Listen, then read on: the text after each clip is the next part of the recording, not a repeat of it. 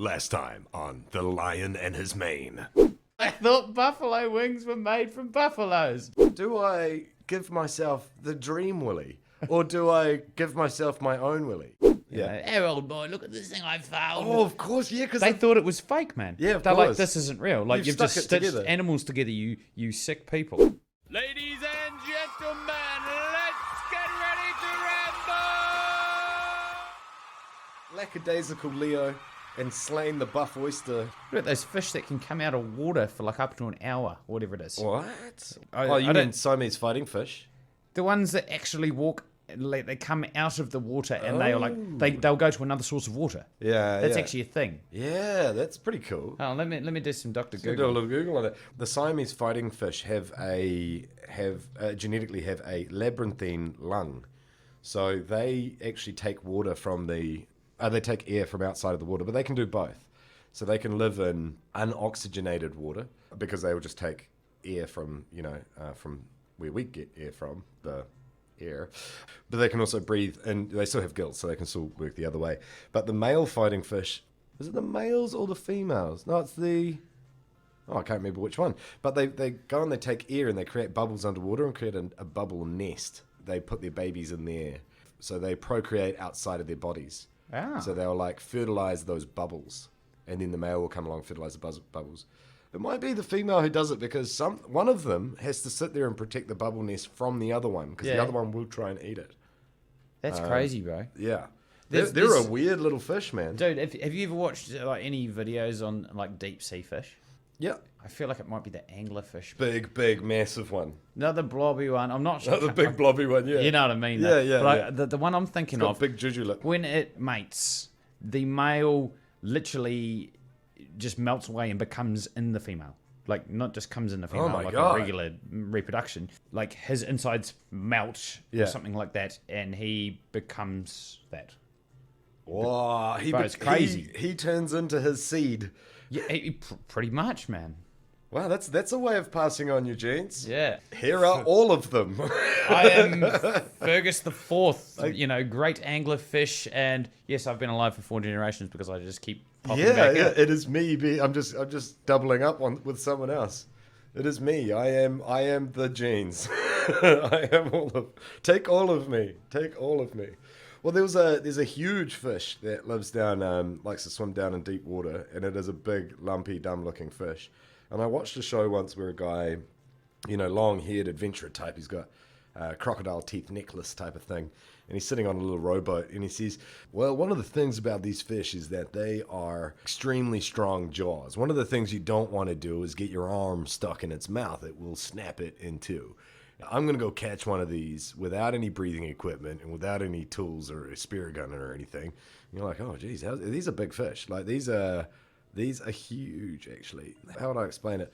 They're probably about 1 meter high and 1.5 meters wide. Like, they're big fishies. And so he swims down, and the cameras are watching him. He swims down, and you go, how's this guy going to, barehanded catch this very, very large fish? And he swims right up to the front of it and starts punching it in the mouth. And we're like, hold on a second. You just said don't let it bite your arm. It opens its mouth to bite his arm, right? And you think, oh, here comes the trick. This is the bit where he's going to catch a fish. Yeah. And he just stuffs his arm all the way in its mouth. Wow. He's literally just said on the boat, do not. not get your arm stuck in this thing. So he punches his arm all the way into its mouth, grabs the outside of its head with his other hand, Yeah. and then starts to swim it upwards to the boat. And we're like, oh, hold on a second, mate. Yes, it's impressive. Yeah, Bit of hypocrisy. we are you living saying to a double standard. he's like the only one who catches them because everyone else is like, well, I can't. I've heard that the only way to catch them is put your arm in its mouth. And I was told by this long-haired guy with a crocodile necklace not to put my arm in its mouth. And he's just sitting there running the monopoly. He is, isn't he? Yeah. Now, who wants some smelly deep sea fish? Who wants some smelly deep-sea fish? Tastes fishy and like chicken. So I just read, so there's a couple of species of the anglerfish. One of them goes onto the female and never ever releases. But he literally becomes, as the article put it, a sperm factory for the female. Oh my God. And eventually he just wastes away to nothing. You ever seen this Futurama Yes. episode, Death by Snoo Snoo? Yeah. That's such a good episode. It is good. I picked Snoo. Oh no, not again. Yeah, that is exactly right. Yeah, a little sperm factory strapped on your back. That is grotty. It is, isn't it? It's probably like being in prison. Oh, that's so worrying. Hey, I keep seeing the sign, and it got knocked down recently. One of those things that we do here at Radio Broadcasting School is obviously try to come up with content for our radio shows. And so everywhere we go, our eyes are peeled. And I have recently had the hardest time of remembering what I've seen. I do this thing where I get home and I go, oh, what was that? Oh, the personality piece when I was walking down the street, and there was a thing, and I've completely forgotten what it was. The thing. And so I've seen this thing multiple times, and have forgotten every single time, which is really unfortunate for, getting Alzheimer's at my age. But it's been knocked down now. So it's one of those voting the election signs. Yes. And I love this time of year when the signs go up, because I love what people do to them. I also get really annoyed at what people do to them. There is some creativity that makes itself. It is unique to election season. It is, isn't yeah, it? and it is amazing. And you get this real kind of theme of the year. The Banksies of the world. Yeah, come out. it's what us normal people have like been storing up all throughout this political year that we just whip out on their signs. And I think it's amazing. But also sometimes it's really dumb. Like, people going and spraying swastikas around is just dumb. But then people go to really far lengths to do quite amazing things. And a few years ago, one of them, I think it was when Paula Bennett was running for something. Hopefully she's just running from the cops at some point. But so what they'd done is they'd gone to her billboard and they had changed the whole thing. Because there would be, I think there's a picture of Paula and there's a picture of John Key. Right? Yeah. And because he was the Prime Minister at the time, and so they like to put his face on, his smug little grin on there, and then have Paula up there practicing her smug little grin, and and that would advertise both of them. So what the person had done is they'd gone up and they painted over most of the board, quite artistically. So what they'd done is they changed Paula and they'd drawn on different clothes for her and done her hair slightly different, and they just altered her in ways. Altered her? Yeah, altered her, and had changed the writing to alter it and stuff like this. And it was really good. Like, it was actually quite artistically Some amazing. real life Photoshop. What they changed her into is they had made her into Cruella de Vil from 101,001 Dalmatians. 101 Dalmatians, yeah. Yeah, and so she had the kind of spotty fur, the black spots on the white fur coat. She had like the stripe in her hair. She looked a little bit more manic and got her makeup a bit. But then on John Key, He was the Dalmatian? no, they made him look like a homeless person. So they like covered pretty much everything up. They'd given him a beard. They'd given him like a beanie. They gave him some warm clothes, A coffee cup and a front hoodie for some and a change. jacket. Yeah, like they'd done the whole thing. They gave him the fingerless gloves. Like they just gone the whole length of it, and it had said something like Paula Bennett takes the skin of the homeless to keep her warm, or something like that. Like she was making clothes out of the homeless. Oh, It was amazing. But so why would you want to? why? It was just so I don't funny. want no smelly sweater. But it was just such an amazing sign. But then when you see that, you're like, that's what that's a kind of a community feeling about what the impression they're getting from Paula Bennett. This is how she treats people. So I've gone and done this to a sign, which is amazing. So the one I've seen recently that got knocked down, it's real basic. It's compared to that. So it's another national sign. And I think they were a bit slow on getting old Judith up on the sign. So it was, one of those real old ones, which is just kind of like a tick, and it just says National Tick House. Well, I think they could have just used the Bride of Chucky advertisement from the early 90s. Just put a national logo on it. Yeah, be a bit self-deprecating. We love it. We'd have more respect for you. But so this one just had, and this is really basic, but it really hit home, and I thought the wording was particularly powerful and smart, right? So it was just somebody got black spray paint and had just sprayed straight across the middle. They didn't try to do any art on it or anything. They just wanted their message instead of what National was saying. And it just said, "Okay, groomer." Right? So we've got this whole "okay, boomer" thing going on. Yeah, that's what I'm thinking. Yeah. What is groomer? The groomer part comes from, predatory people who groom young people. Yes. You know, yes. so they're grooming them before they assault them and things like this.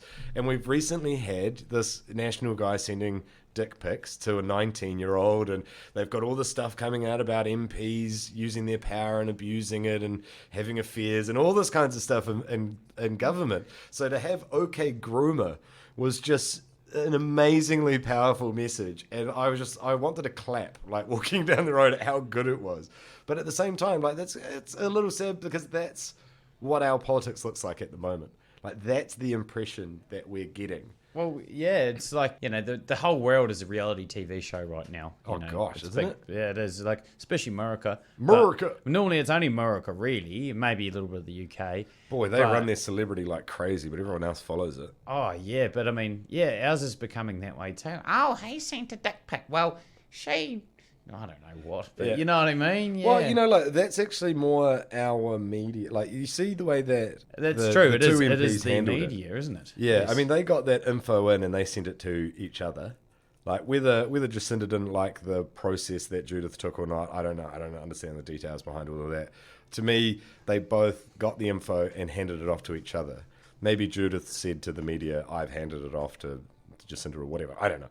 But the fact that they got the info and gave it straight away to the other people and said, this is something you need to deal with, I think, you know, and left them that, rather than going, oh my gosh, what a great thing, we can explode in the media, which no doubt Trump would have been on his Twitter straight away about. Like, so I think our politicians are sticking to it, but it's more the media that is culturing all of these smaller points and being enthusiastic about crap. And it's like, sort of making mountains out of molehills, right? yeah, mountains out of molehills. I mean, it's the whole celebrity crap. I mean, I was saying the other day, I'd love to see an actual Big Brother White House.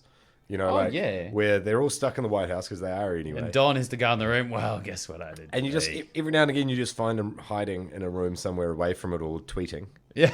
You know, like, and then, yeah, and Why didn't you just drink the bleach? They'll Come on. bring him in, you know, like they'll bring it. He'll go to a news conference and be like, "That's a stupid question. That's an awful question. I can't believe you asked one of the greatest answerers of all time. I'm so tremendous at Nobody answering knows questions." more about answers than me. And then, yeah, nobody knows how to answer questions better than I do, but only good questions. You're giving me bad questions. You give me bad questions. It's terrible. You're bad at your job. And then he goes back inside and he has to go into a little room where he sits in a giant round seat, and he sits there like twiddling his thumbs and looking around. And then a voice comes through into the room and says, "Hello, Donald." And he goes, Hey, big brother. "Hi, big brother. I don't like being called Donald." "Sorry, Donald." "Now, you seem a bit upset. What's wrong, Donald? That's a bad question. How did you think you handled that interview?" "Well, I thought I was asking me stupid questions." And I just think it would be amazing because I think they're only a step away from Big Brother White House. Man, they're dawning on that. They're dawning on it, man. Like, you know, because you already get those shows of, like, they go from, like, people that nobody knows, you know, like the Big Brother Australia. No one really knows anyone on there. They're just randos who applied. Until they do, like, the celebrity one. That's what I was getting at. And yeah. then I still don't know who they are. Celebrity Treasure Island. I mean, I've got no idea who they are, but it's a thing, you know. Celebrity Survivor and all that crap, you know. And that's slowly climbing the ladder up to Big Brother politics. Yeah, you know? yeah. It Yeah, is. yeah. It really Celebrity is. Treasure Island is one step away from And I feel- Celebrity President of the United States. I feel like your boy Don Diddy Trump. I feel like he is bloody like. Did you just he say is- he's my boy? Bro, if he was my boy, I would rein him in. I'd be Well like, answered. dude, we need to talk. You can't talk to chicks like that, bro. It's not funny. The rest of us don't like it, eh? It just makes us all uncomfortable. Come on, Leo. No one talks to chicks like I do. Come on, buddy. I thought we were cool, man. I feel like he's closer than anyone else in history to being President Big Brother. Yeah. Because Twitter is pretty close to that. Like, if it's not a video feed, but you get an idea of what going through his head. Well, no, you attempt to get that, but I don't think any of us could perceive what goes through his head. No, I don't think a lot does. I feel like the glue from the wig is seeping in. I think he's learned like a workflow, and that's like so solidly in the back of his mind. So if somebody says something, he responds in a very specific and consistent way, where it seems crazy, but he's following that place. It's like he rope goes, learning something. No, okay, that's not what happened. And then he says something about him being really amazing at something, like the best on the planet. It's like and Don's three-step process to answering a yeah, question. yeah. It's deny the bad thing. Deny. Say how amazing he is, and that anything they've done is better than the rest of the world has ever done, because it's not like he's paying attention to anything else. Honestly, we've done better than the rest of the world with Corona. The rest of the we've world. really nailed it. The rest of the world. I mean, Just because you're number one does not mean you're winning. we're number one in testing, and it's like, yeah, you are late. It's like you turned up to the race. You're also number one in deaths and cases. We'd all finished, and you turned up and started running the race, and we were like, "What are you doing?" And then you told everyone you won the race. No, you got sweaty and sat down halfway, and went, "This is stupid. We already won." And then no one runs a race like me. No one runs. I'm one of the best racers. I'm one of the best racists you'll ever find. I'm so good at doing races. Hey, well, point to him. No one does a racist race like Don Dirty Oh Trump. my God, isn't he? So I read on, the service or the app Quora. It's basically just someone will ask a question, similar style to like Reddit or something like that. Was it Quora? Quora. Quora. Quora. Oh, okay. So it's literally just questions and answers, right? And someone will just ask a very specific question, like there's heaps of them on there. What is it like living in a certain city? Yeah. And I thought, I wonder if Donald Trump's on here. Went in there, and there's all these stories. There is a lot of stories of people meeting Donald Trump, and apparently he's a real oddball. But if he thinks you can be useful and you like him, he's the nicest guy in the world, And people have had, they give all these mixed answers, like... He's a sociopath, that's why. What is the definition of sociopath? It's kind of like a social person... I think it's a social person who uses... he's kind of manipulative and uses those to his own benefit, and often to the other person's I'll get the detriment. official one. Yeah, you get the official one. Hey, Google, Oh, what is the definition of sociopath? Here's the definition of sociopath. A person with a personality disorder manifesting itself in extreme antisocial attitudes and behavior. wow, that sounds a little different to what I thought it was. Hey, Google, I think you're wrong.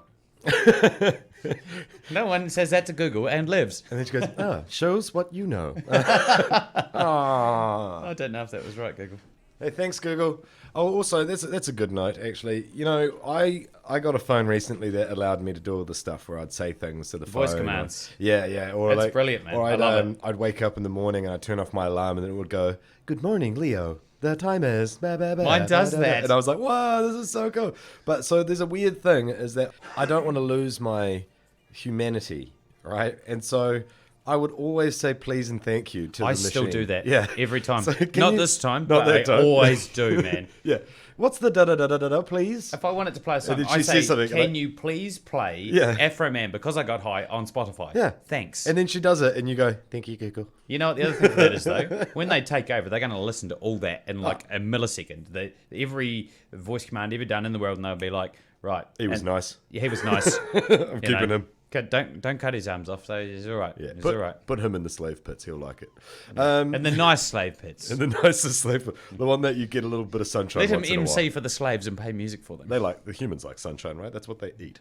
They keep calling each other sunshine, and then they eat each other. So that's what. But it's true. But what happens if you stop? If you stop doing this to your phones, to simple things like that, you will stop doing it to human beings. Agreed. And, It's a 3-step program. Yeah, and that kind of comes down to all sorts of things about these phones might be bending us to being worse people.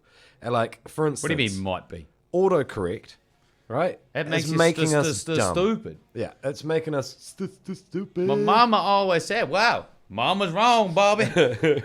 Mama used to say, but now I get all my info from the phone. But I used to be able to spell better. And now I did too, bro. now I just agree. rely on autocorrect. Hey, question. Do you think that with the rise of the ease of access of information, right, it is so much easier now to just ask Google or whatever, DuckDuckGo, whatever you want to call it. Oh, exactly. You want to ask it a question and you'll get the actual fact. Generally, you pretty much first hit, you'll get the actual fact, or at least first page of it, right? Yeah. Now, how many families, like older families, have had like been telling wives' tales to people, thinking they are true Yeah, because yeah. that was their source of information, word of mouth. And how do you think that now that the young person's gone, no, mum, that's wrong? Yeah. And because this happens a lot in my family, do you think how many family disputes have come from Oh, that? I think a lot of family disputes have been ended because of it. So, for instance, But you I know- reckon once you find out that, hey, she was lying to us. she was lying to us. And then, Nana. And Nana's like, oh, I'm going outside for a cigarette. Nana, you don't smoke. I do now. I'm off for a walk. Yeah. That's actually, so my mate's got one of those in-house, you say, hey Siri, or Oh, whatever it is. Alexa. Alexa, yeah. Yeah. I think it's Alexa. And then, It's, one of those, yeah. it's one of those. You know what I'm talking about, where the whole house gets rigged and she can hear you from everywhere and you can ask her any questions. She replies from everywhere. It's a brilliant piece of technology. So he is constantly using this on his father-in-law. And his father-in-law's quite a smart cookie. He writes books. He's a bit of a historian and stuff. And so naturally, what kind of happens is they'll be having a bit, having a bit of food and knocking back of schnozbeck. A debate. And he'll just go, well, funnily enough, in 1960 something, that da da da da da da da da. This happened. And my mate would go, hey Alexa, when did da da da da da da happen? And it would be like 1952. And he's all like, and he just sits there quietly looking at his father-in-law, Just looking who's at who's him. just going, bloody Alexa, ruined it again, like, making me look like I don't know what I'm talking about. And so that's kind of amazing. I think it's good, but you always got to remember that the first thing on the internet is not always That's the true. truth. You've got to do your research like normal. You absolutely And do. I think yeah. a lot of our newer generations are just saying if it's on the internet, it's quite true. legit. And you're like, well, No. all options are on the internet. Yeah. you want to talk flat Earth versus round Earth? Both are on the internet. You are going to get one answer when you ask one question. So saying do that, some research. Do you think back in the day that it's it's perceived that books are generally like truthful, right? And things in books are generally considered like, yes, that Well, must be research and it's a fact, it's in a book. Not fiction. No, of course not. Point taken. Very good point, sir. I see in But do you non-fiction. think perhaps Well, they put references and stuff, right? in the books? Yeah. Well, I think so. Yeah. Quite honestly, I haven't read a book. It's- I mean- like an encyclopedia or something. I remember those when I was a kid, man. Yeah. We used to always, of course, look Those at the... get updated though, but yeah. We would always look at the anatomy section Yeah. at school. You're like, God damn, that's thicker than my father's beard. Oh my god! Where's my endowment slide? Yeah. No, so Clearly, the update was not released on I this mean, one. yeah. The thing is, when you get like encyclopedias and things like that, that does get updated. Like they find out new information, they update it. So you've got to. It's almost like you need to be told how to read things. Like you got to look at the date and realize that that was relevant from that date. Oh, for sure. The other side of that is, history in itself is written by the victors. So what we get That historically is the statement of the day. Yeah, well, I mean, what we get historically is, has been altered to benefit who was writing it, which means that even our history is, in a sense, inaccurate. It is still kind of pointing to the same topic. It's got the same kind of people. It's got the right kind of time frames, but there's going to be some bits here and there that aren't exactly true. And then the other side of this is that when people are writing history off of their own recollection, human memory is actually is corrupt as well. So Yes, you and I could very be at much the so. same event, the same situation, standing side by side, and we would recall it differently. That's right. To other people. Yeah. And you've done it yourself, where you're sitting there and you're having a chat with somebody, and you mention something, and then your friend who was there goes, No, there was a thing on the left, and then you go, oh, was it? But in your head, you're thinking, no, it wasn't on the left. But he might be right, and it's the memory second guess sways, it, right? Yeah. Yeah, sways is a good term for it. Yeah, Yeah. it kind of wanders back and forth between maybe he is right and I'm just remembering it wrong. And my so, po- but then that happens when they write the book. So the guy who's going, oh, well, I remember that, and then he starts writing, he's doing it off his memory. So you can't really take anything, Yeah. to as face value. You've got to do your best to kind of take it, and because otherwise, how do you operate? There's a great saying from that old show, House MD. Real Yeah, House. I used to watch House. But yeah, it was a good show. And somebody says to him, you always think you're right. And he says, I find it hard to operate on the opposite assumption. That's a genius line. It is. Because you're basically saying, well, if I went around thinking I was wrong all the time, I wouldn't get anything done. I mean, so would you true. you'd be like, I should really get in that car and drive to work, but I'm probably wrong. So I So, won't. ladies, stop telling your man he's wrong. That's nothing Or will just happen. say you're always wrong. Like, you always think you're right. That's fair. People should probably just be a little bit more confident in what they're doing in life, and they will progress. Well, thank you for bearing with us for the first episode of Yarn in a Barn. Is that the name? We can go with Yarn in a Barn. That was it. The I can Leo, remember that. the Leo the Lion and Slain the Mane show. I love it. Alrighty, till next time.